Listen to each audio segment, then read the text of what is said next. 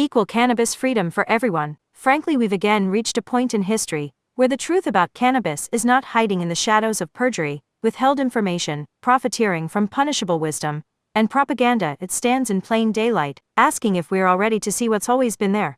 Since before written language, for long over a century, governments have lied, coerced, and forced everyone on what to think about this plant, or else. The same deadly psychological operation, they criminalized the medical and legal name of cannabis, distorted its meaning, and sell back fragments of our historically and currently reserved in perpetuity freedoms through something they call legalization. Legalization is not freedom.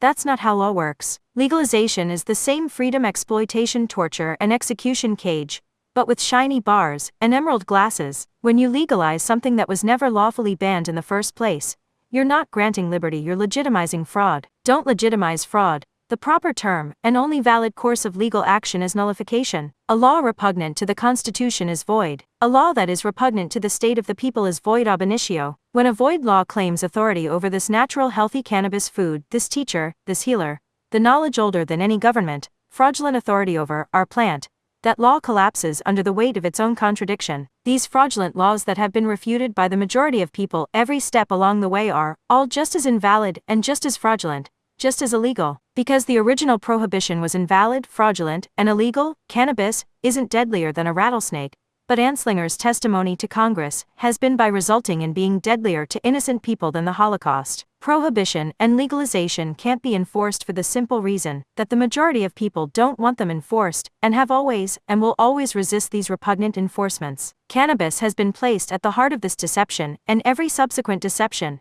not because it's dangerous, but because it reveals. It reveals how language itself was illegally weaponized. The word marijuana was forcibly substituted to obscure, punish, and criminalize what had always been known in U.S. legal and medical fields as cannabis. Legislators didn't outlaw a substance, they outlawed an understanding. They replaced knowledge with fear and ignorance, science with superstition and unprecedented paranoia, liberty with penalties of expensive, unnecessary, unjust, discriminatory permission slips. Here's the deeper point.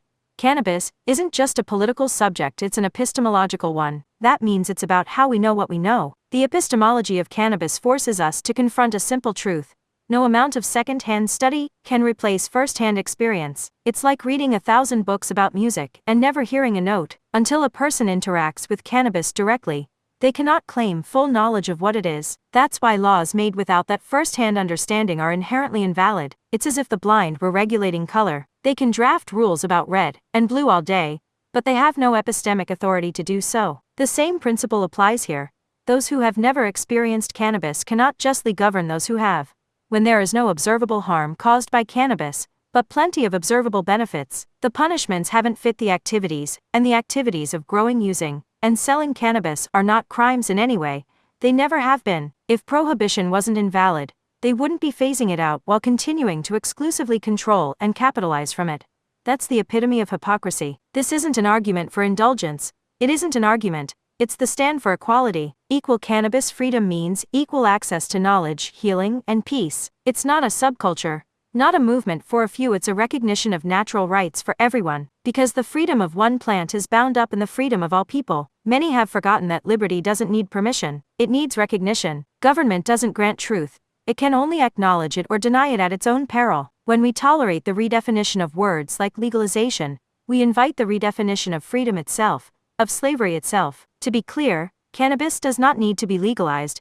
It can't be legalized. It needs to be freed, and so do we. The issue isn't about commerce, taxation, or industry, just as much as it isn't about laziness, addiction, and moral depravity. It's about restoring intellectual and spiritual sovereignty to the individual. It's about returning knowledge to the people from whom it was stolen and generationally withheld. It's about accepting the reality and making restitution, not ignorantly and forcibly perpetuating the problems by violently and willfully punishing the informed. This conversation isn't about cannabis alone, it's about the structure of truth itself. When governments change and redefine words and definitions in order to change laws for nefarious and transient purposes to control public perceptions, they illegally and repetitively commit epistemic fraud. Don't legitimize fraud. When people accept permission in place of freedom, they trade their birthright for unjust penalties and fictional licenses. We are standing in a long arc of correction where reason meets courage, and truth demands its return. Equal cannabis freedom isn't a slogan, it's a declaration that no human authority stands above natural law,